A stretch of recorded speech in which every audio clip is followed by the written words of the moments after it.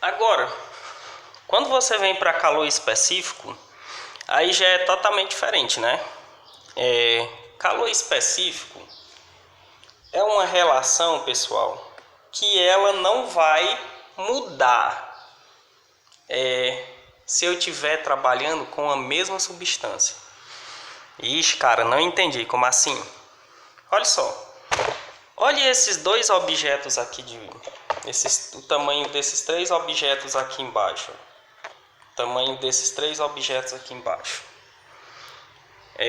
1, 2 e 3. Qual é a diferença deles aí, pessoal? Como esse é maior, esse vai ter maior massa, né? É lógico, né? Vai ter maior massa. Consequentemente, esse pequeno aqui ia ter menor massa. Só que se eu supostamente dissesse é o mesmo material, por exemplo, poderia ser um pedaço de madeira, ou um bloco de ferro, ou de alumínio, tá entendendo? Nesse sentido, o calor específico, se o material é o mesmo, ele não muda. O calor específico é uma grandeza única para a mesma substância. Ou seja, você pode ter 1 quilo disso daqui ou 1 milhão de toneladas disso aqui. O calor específico é o mesmo. Se eu estivesse falando de capacidade térmica, ia mudar, né? Como assim ia mudar?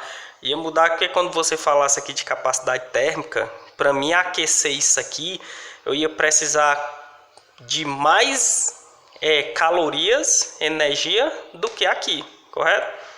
Tá certo? Então, ó, qual é a diferença de capacidade térmica para calor específico?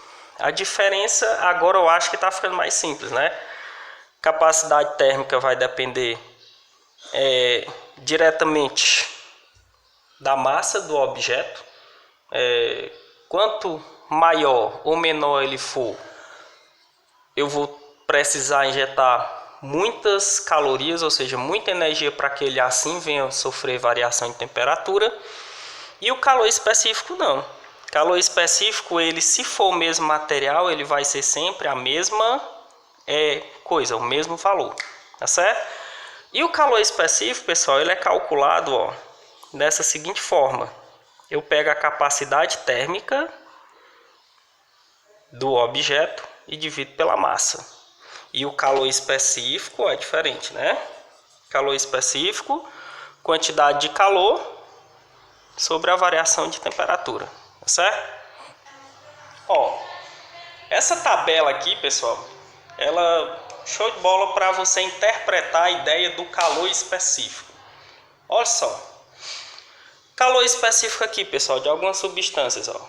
Água, aqui é a substância, que é o calor específico delas.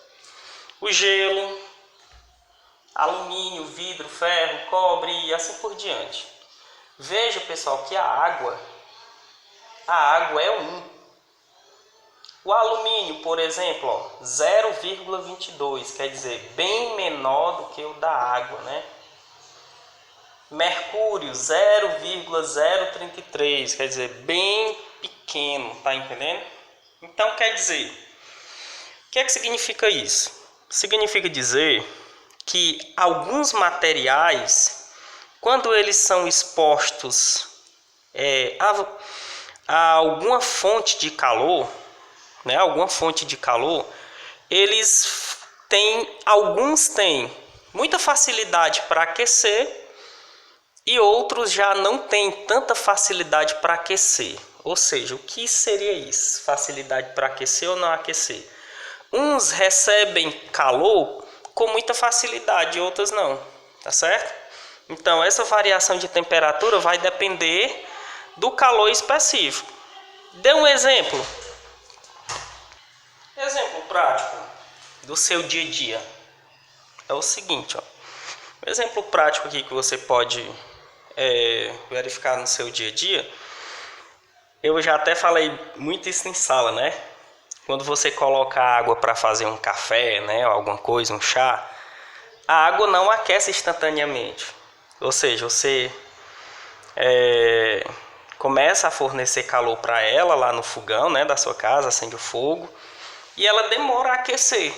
Mas se você colocar só a panela de alumínio, sozinha, sem a água, se você pegar nela, em poucos segundos ela já está bem aquecida, ou seja, porque ela tem, ó, isso é uma característica.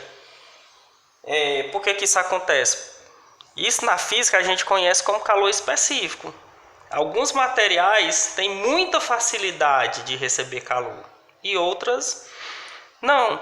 Então, já a partir daqui, ó, prestem atenção no seguinte detalhe. Uma das substâncias, pessoal, presente na natureza, que tem um dos maiores calor específico é a água. Existe outros maior do que ela? Existe. Mas a água é um dos maiores. E todos os outros, ó, já são bem menores. Então, o que é que eu quero dizer com isso? Que geralmente, pessoal, o calor específico de quase todas as substâncias no planeta são pequenas, tá certo? Elas não assumem valores muito altos, são valores bem pequenos.